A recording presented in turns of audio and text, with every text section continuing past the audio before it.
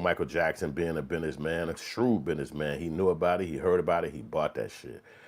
Then Sony, knowing about it, that he bought it, they went and offered him $100 million. He sold half of it for $100 million, and then they all sold it together in 2016, which profited his family $800 million. So if they made $800 million from the product, and then he still got ownership, so he could sell that for a profit. What's a profit of $800 million? 1.2 million billion. I'm sorry, 1.2 billion. So he, from having an $800 million stake in a property that he could sell at any time, he sold it for 1.2 billion. But you do know money go fast. So selling that property could be, like investments be shitty.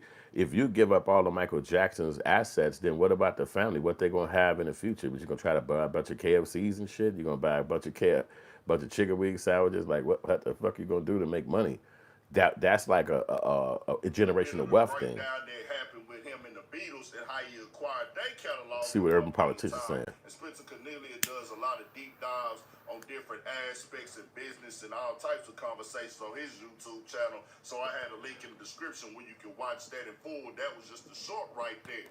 Now, what makes this conversation here entertaining, they getting half of it, but a lot of people don't even know that Michael Jackson owned half of Sony ATV.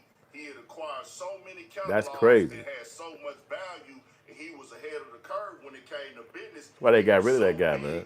He was too smart.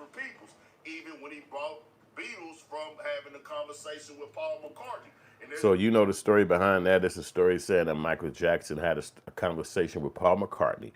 In that conversation, the conversation ended up being where Paul McCartney said he wanted to borrow money from Michael Jackson. And Michael Jackson said, how much? He said, 40, 50 million. I want to buy my catalog from this company. So Michael Jackson had the money, but he didn't loan it to him. He went to the company and bought the catalog. So then he owned it. And from that point on, Paul McCartney wouldn't be Michael Jackson's friend no more.